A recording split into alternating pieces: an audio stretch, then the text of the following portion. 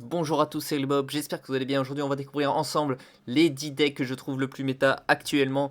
Donc, on va parler des 10 decks dans Couronne Stellaire, des decks qui ont plus ou moins performé suite au régional de Dortmund. Donc, je vous ai mis un petit peu ici, par exemple, Lansorien qui a fini premier, donc qui va monter dans le classement. Gardevoir que je trouve quand même moins fort actuellement, qui va descendre. Et on va voir ensemble quels sont les 10 meilleurs decks de Couronne Stellaire pour le mois d'octobre.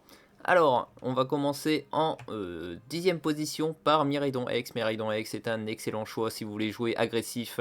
Il profite du type électrique qui va chercher donc les roues carnage, qui va chercher, qui a un très bon match-up contre Lugia. Lugia qui a un très très bon deck. Et en fait, par rapport à avant, on a le Mewtwo X Terra Crystal qui va pouvoir profiter du stade Zone 0. Donc le stade qui permet d'avoir 8 Pokémon de banc.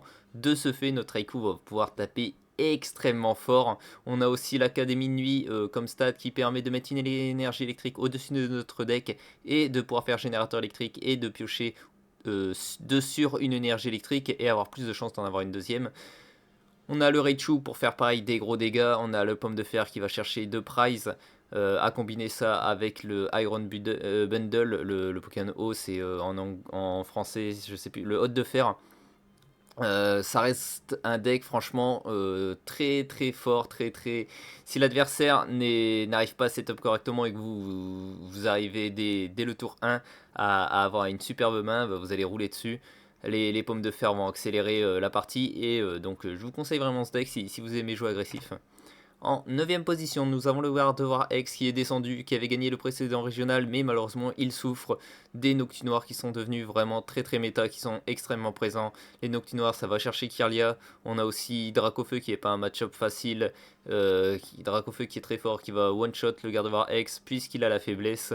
On a Regidrago, Lancerien qui sont pas des match-up faciles non plus parce que mettre des marqueurs de dégâts à chaque fois sur nos Kirlia, c'est vraiment très embêtant. Donc on va jouer deux machines des évolutions dedans pour aider contre ces match-ups. Malgré ça, c'est compliqué. En plus, si on démarre mal, on a vraiment quasiment aucune chance de comeback. Euh, après, ça peut gagner, hein, ça peut gagner contre tout. Ça n'a pas vraiment d'extrêmement mauvais match-up, sauf contre Ronflex où vraiment là c'est très compliqué. Mais deck donc beaucoup plus posé, beaucoup qui compte sur le late game, mais qui est, je trouve, moins fort en ce moment. En 8ème position, nous avons Sol, donc nous avons Ronflex, Ronflex qui reste toujours un excellent deck. Si l'adversaire n'est pas préparé à affronter votre deck, contre certains match-ups tels que Dracofeu, tels que Gardevoir, c'est des decks qui vont performer puisque vous allez réussir à mettre un Pokémon, par exemple contre Dracofeu, un Motisma, un Luminéon, sur l'actif et pouvoir le bloquer avec Ronflex. L'adversaire va peut-être avoir un Touroum ou quoi, mais c'est tout, hein, ça joue pas des énergies propulses, ça joue pas beaucoup d'échanges. Attention, ça perd à tous les coups si l'adversaire nous joue Péchaminus. Ça a des match très favorables et des match très défavorables, mais ça reste un deck, franchement, quand vous le sortez, vous avez de grandes chances de performer. En 7ème position, Épine de Fer, un deck anti-méta, donc très fort hein, contre les Régidrago, contre Dracofeu. Malheureusement, on a appris à jouer, enfin malheureusement, si vous aimez jouer Épine de Fer, les joueurs ont appris à jouer contre ce deck et donc il devient un peu moins fort pour moi. En plus, Lancerien est devenu très fort et Lancerien est très fort contre Épine de Fer. Donc pareil, un petit peu pareil que Ronflex en fait, c'est un deck qui va avoir des match-ups très très favorables. Hein. Contre Lugia Vesta, vous allez gagner à 95%, mais ça a aussi des match-ups très défavorables. Lancerien, c'est vraiment très compliqué de jouer contre ça, voire même impossible. Si l'adversaire joue en Finobi de type combat, il va one-shot vos épines de fer à chaque fois. Donc voilà un petit peu pour le deck. Après, c'est du classique. Hein. Il n'a pas changé depuis qu'on le connaît des Worlds. Ensuite, nous avons le Regidrago V-Star qui est un petit peu descendu quand même. Malgré le QRM qui est apparu, je trouve qu'on a appris à jouer pareil contre ce deck. 280 PV, ça reste atteignable. On n'a pas les 330 PV d'un stage 2 en X. Il est quand même très polyvalent. On a l'attaque de Lancerien, on a l'attaque de QRM qui est très fort, on a le Dracofeu radieux en fin de partie. On peut utiliser deux fois la trappe ultime grâce au talent V-Star de Regidrago. Donc franchement c'est très fort, malheureusement ça reste, si ça se fait machine, si ça se fait Roxanne, si ça se fait tampon injuste, ça peut être plus compliqué, vous allez pouvoir brick, mais sinon vous allez rouler sur la plupart de vos adversaires. Avec ce deck, franchement, ça reste toujours très très fort, hein, excellent deck. Ensuite, nous avons Lansorien X. Lansorien X, il vient de gagner le régional de Dortmund, pardon. Donc en fait, on joue Lansorien maintenant sans Roucarnage, sans Luxatu. Le Lansorien se suffit à lui-même, hein. Donc on a les talents Reptile, on a le Rubépin pour aider. On a aussi le Cristal qui va pouvoir faire attaquer Lansorien avec une énergie de moins.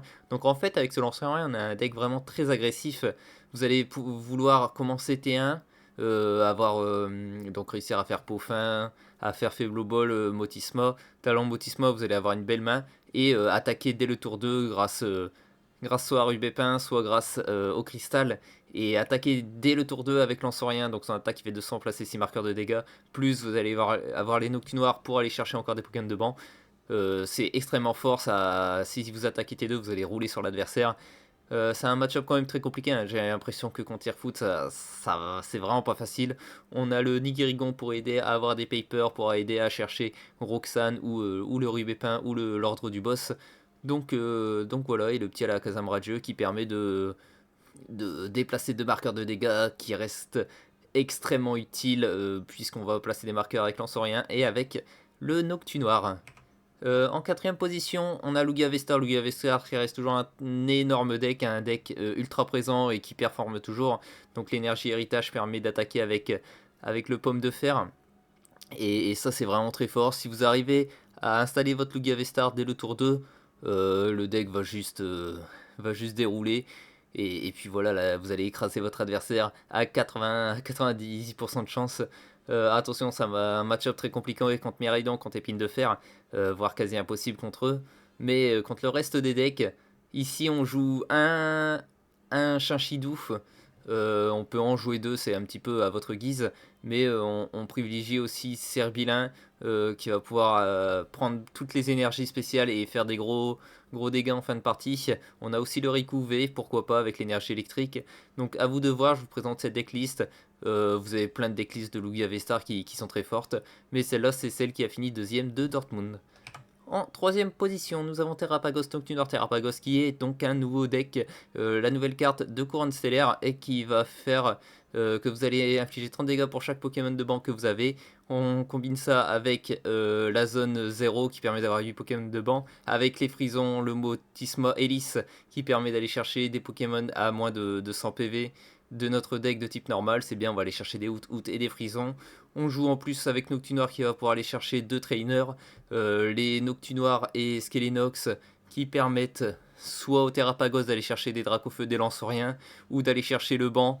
Donc des cibles intéressantes, ça peut être Roucoule, ça peut être Kirlia, ça peut être plein de choses comme ça. Et franchement, ce deck est ultra fort. En plus, on peut rentrer un Roucoule, un Roucarnage pour pouvoir aller chercher ce qu'on veut.